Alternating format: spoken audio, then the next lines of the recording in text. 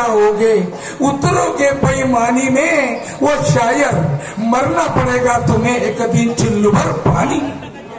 घमंड करने वाला माणूस कुठून ना कुठून बेमौतीनं मरतो, म्हणून माणसाला कधी घमंड केलं नाही पाहिजे असा माझा उद्देश आहे। घमंड करता आणि घमंड जर केला, तुम्ही असो का मी असो, मराठी वेळ आल्याशिवाय राहणार नाही। त्यासाठी ज्ञान हे खूप खोल आहे, हे एक समंदर आहे, समुद्र आहे, आणि या ज्ञानाचा अंत पाहण्यासाठी मोठे मोठे गेले पण अंत नाही लागला कोणाला, फक्त एकालाच अंत लागला, तो परब्रह्मा परमेश्वर। काय म्हणतो बघा,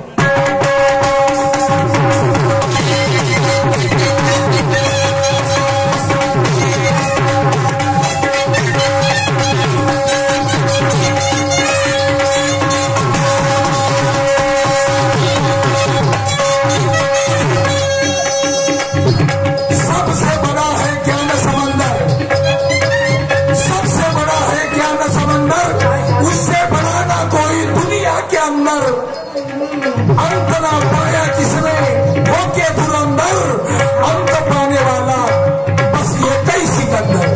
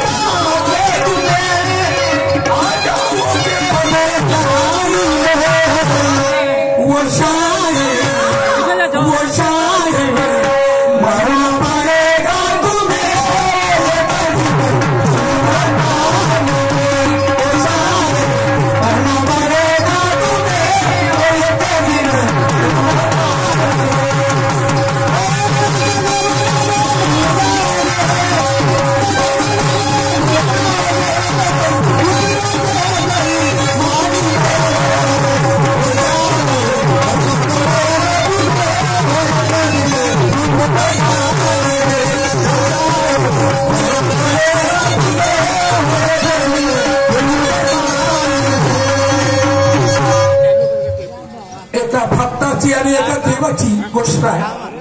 एक भक्त एका पहाडावर भक्ती करत होता, एका देवाची भक्ती करता करता म्हातारा झाला, बुडा झाला, शेवट